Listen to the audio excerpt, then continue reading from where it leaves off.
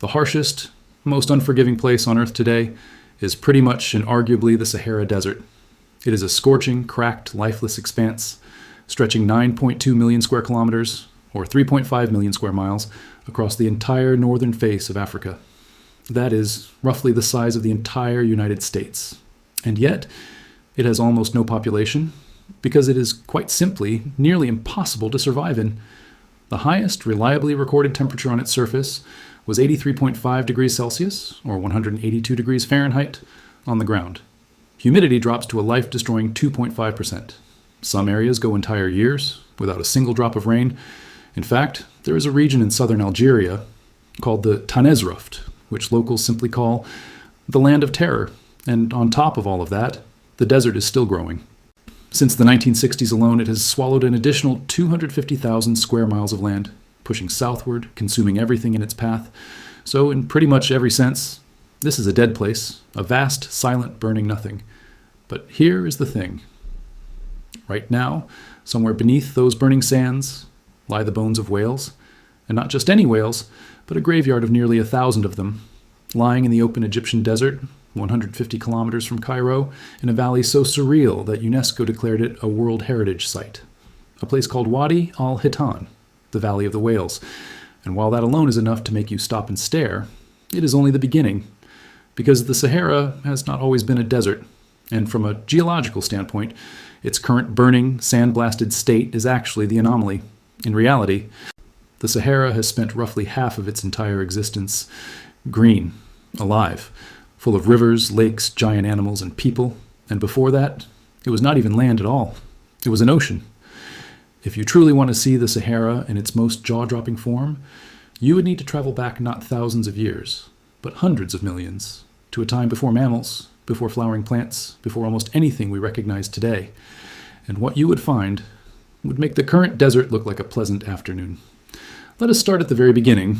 Over 200 million years ago, the land we now call the Sahara sat at the bottom of the Tethys Ocean, a vast, warm tropical sea that separated the ancient supercontinents of Laurasia and Gondwana, and essentially wrapped itself around the entire equator of the planet. Well, this ocean was not some small inland sea. It stretched from what is now Europe, all the way to India and Australia. And during the Cretaceous period, around 100 million years ago, when sea levels were roughly 300 meters higher than today, the Tethys flooded so deeply into Africa that it split the entire continent in two.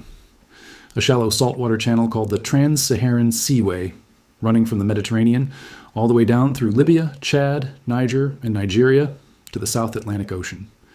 A waterway that literally cut Africa in half.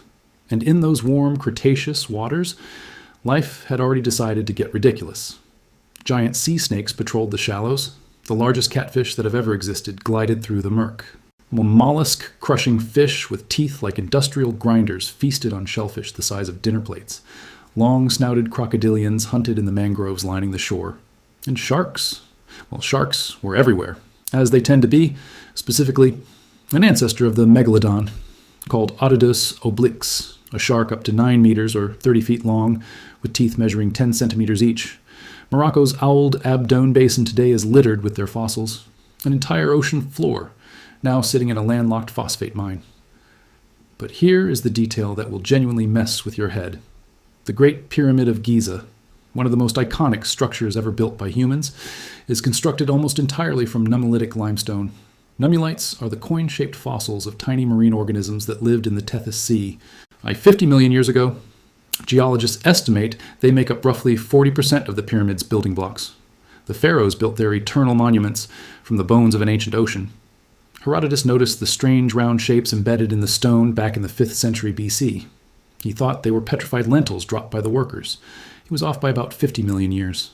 Now, the ocean era of the Sahara was genuinely wild. But if we are being honest, it was not the craziest the region ever got.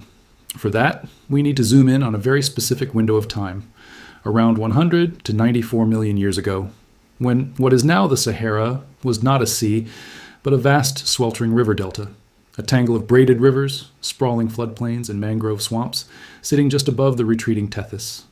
And this river delta, according to paleontologist Nizar Ibrahim, was, and I quote, arguably the most dangerous place in the history of planet Earth. a place where a human time traveler would not last very long. Why? Because the concentration of apex predators packed into this single ecosystem is unmatched anywhere in the fossil record, before or since. Let me introduce you to the residents. First, Carcharodontosaurus saharicus, the shark-toothed lizard of the Sahara. At 12 to 13 meters, or up to 43 feet long, this land predator rivaled Tyrannosaurus rex in size and arguably surpassed it in ferocity. Its serrated teeth reached 20 centimeters each. It was, in every practical sense, a biological catastrophe on two legs. Then, in the rivers, lurked Sarcosuchus imperator, SuperCroc, a crocodiliform nearly twice the length of any living crocodile, reaching up to 12 meters or 40 feet with a skull over 2 meters wide, and an estimated bite force of 80,000 newtons. For reference, a modern saltwater crocodile bites at around 16,000, so roughly 5 times more powerful. And yet, neither of those was the biggest predator here. That title belongs to a creature with one of the most dramatic discovery stories in all of paleontology. Spinosaurus aegyptiacus, the largest predatory dinosaur ever discovered. At up to 15 meters or 50 feet long and weighing 7 to 8 tons, it was longer than a school bus and heavier than an African elephant, with a crocodile-like snout, conical teeth designed for gripping slippery fish, dense bones for buoyancy control, and a sail on its back reaching 1.8 meters tall. But what truly set Spinosaurus apart from every other dinosaur ever found is what a 2020 study confirmed. It could swim, not paddle, not wade, actually swim, using a massive paddle-like tail with extremely tall, flexible neural spines forming a fin, the first known swimming dinosaur in Earth's history, diving beneath Saharan rivers, hunting car-sized coelacanths and 25-foot giant sawfish.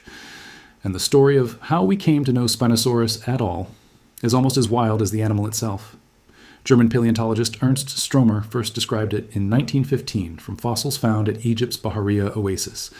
But on April 25, 1944, an RAF bombing raid on Munich destroyed every single original Spinosaurus fossil in existence.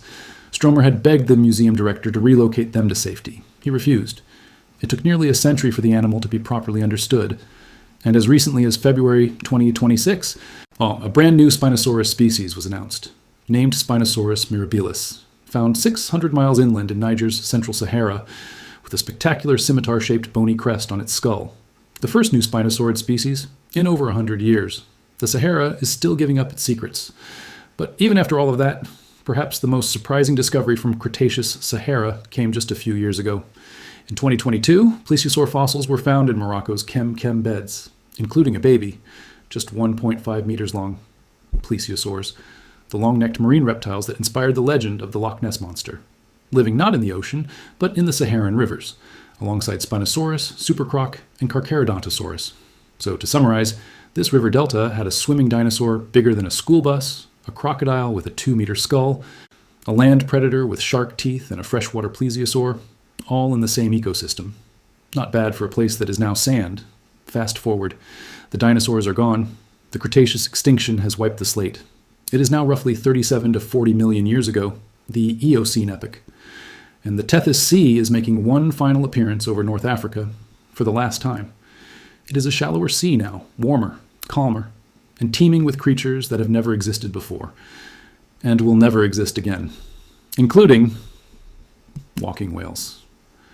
Basilosaurus isis, a serpentine crocodile-headed sea monster, reaching 21 meters or 69 feet long. It looked nothing like a modern whale. No blowhole, no streamlined body, more like a massive aquatic eel with a jaw full of triangular teeth. And tucked behind its flippers were tiny, perfectly formed hind legs. Feet, toes. Fossils at Wadi Al-Hitan include stomach contents preserved after 40 million years, showing it hunted and ate juvenile Derudin, a smaller, dolphin-like whale that shared the same waters. Bite marks on the skulls of Derudin juveniles match perfectly to Basilosaurus teeth. The oldest known pelican fossil was found here too, along with giant sawfish with 1.8-meter rostrums, sea turtles, sea snakes, fossil seagrass. And today, you can walk among these bones, exposed on the desert surface, in the open air, in a landscape of sand and rock where the temperature regularly exceeds 50 degrees Celsius.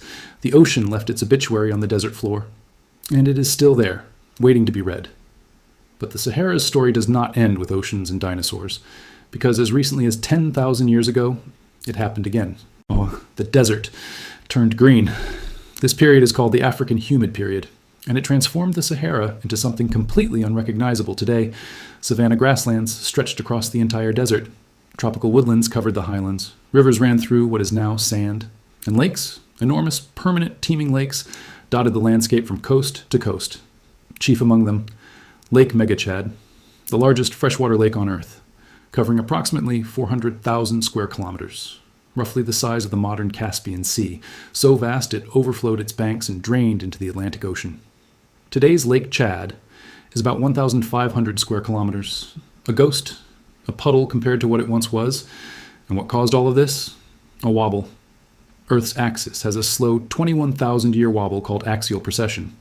Around 10,000 years ago, this wobble positioned the northern hemisphere closer to the sun during summer, delivering roughly 7% more solar energy to North Africa. That extra heat supercharged the West African monsoon, pushing the rain belt deep into what is now desert as far north as 31 degrees latitude. And once the rain came, the vegetation followed. And once the vegetation came, it held more heat, drew in more moisture, and generated even more rain. A feedback loop, a self-sustaining green machine. Hippos swam through Algerian valleys. Crocodiles lurked in Libyan rivers. Giraffes browsed across what is now the Tenere Desert. Elephants roamed through Chad. 6-foot Nile perch leapt from lakes that are now dunes. And humans were here. In 2000, the paleontologist Paul Sereno was leading a dinosaur expedition through Niger when his team stumbled on something unexpected. A massive Stone Age graveyard in the middle of the Sahara, at a site now called Gobero. Over 200 skeletons, 2 distinct cultures, living on the shores of a lake that has been sand for 5,000 years. Among the burials, one in particular has never left researchers' minds. A woman and 2 children, buried together, her hands clasping theirs, laid on a bed of flowers, 5,300 years ago, in what is now one of the most hostile landscapes on Earth. They call this place home. They did not just live here. They left a record. The Sahara contains the world's largest collection of prehistoric rock art. Hundreds of thousands of paintings and engravings spread across Algeria, Libya, Chad, Niger, and Egypt. A museum so vast it has no walls. At Tassili Najer in southeastern Algeria, over 15,000 drawings and engravings span 12,000 years of human history. French explorer Henri Lot spent 16 months documenting them in the 1950s, calling it the greatest museum of prehistoric art in the whole world. The images show cattle herders with their beautifully detailed piebald cattle, hunters chasing animals that have not lived here for thousands of years, hippos bathing, giraffes walking, crocodiles in rivers that no longer exist. In Egypt's Gilf Kebir Plateau, deep in one of the driest corners of the Sahara, is the Cave of Swimmers. Discovered in 1933 by Hungarian explorer Laszlo Almasi, it shows human figures painted as if swimming 6,000 to 9,000 years ago, in a cave that now sits in one of the most arid places on Earth. And in Niger's Air Mountains, carved into rock face, are the Dabus giraffes, 2 life-size giraffes. The larger one, 5.4 meters tall, 18 feet, the largest animal petroglyphs known anywhere in the world. These are not the scribbles of bored travelers. They are the diary of a civilization, watching their world die. So, what happened? How does a place this alive, this green, this full of water and hippos and painted cave walls, become the world's largest hot desert? The same wobble that started it, ended it. As Earth's axis continued its cycle, summer insolation in the northern hemisphere declined. The monsoon weakened, the rain belt crept back south, and the grass began to die. And here is where it gets disturbing. Because the transition was not gradual, marine sediment cores drilled from the Atlantic seafloor reveal something chilling. The Sahara's collapse from green savanna to desert happened in as little as 100 to 200 years. 100 years. For a region the size of the United States to die. Climate modeler Martin Clausen pinpointed the tipping point at 5,440 years ago. As vegetation died, exposed soil reflected more sunlight, reduced heating, suppressed cloud formation, which killed more vegetation, which exposed more soil, a death spiral feeding itself. And as the lakes dried and the rivers vanished and the animals fled south, the people followed. Mass migration into the Nile Valley, carrying their cattle, their tools, their memories of a green world. Some researchers believe this mass migration directly contributed to the rapid rise of ancient Egyptian civilization around 5,000 years ago, that the pharaohs, the pyramids, the entire flowering of one of history's greatest civilizations may have been born from the death of the green Sahara, built from a dead ocean's fossils, by a people driven from a dead green world. There is a kind of poetry in that, if you are willing to look for it. And I guess this is all to say that what we call permanent is rarely so. The Sahara today is not the Sahara of 10,000 years ago, or 40 million years ago, or 100 million years ago. It has been an ocean, a river delta patrolled by swimming dinosaurs, a whale graveyard, and a green paradise full of human laughter and painted cave walls. And underneath the sand right now, it still holds all of those lives, layered on top of each other like pages in a book. The Sahara will be green again. In roughly 10,000 years, when Earth's wobble brings the rains back, the desert will bloom once more. The cycle will restart, as it has roughly every 21,000 years. For at least 8 million years, we just happened to be alive during one of the dry chapters. Thanks for watching, and until next time.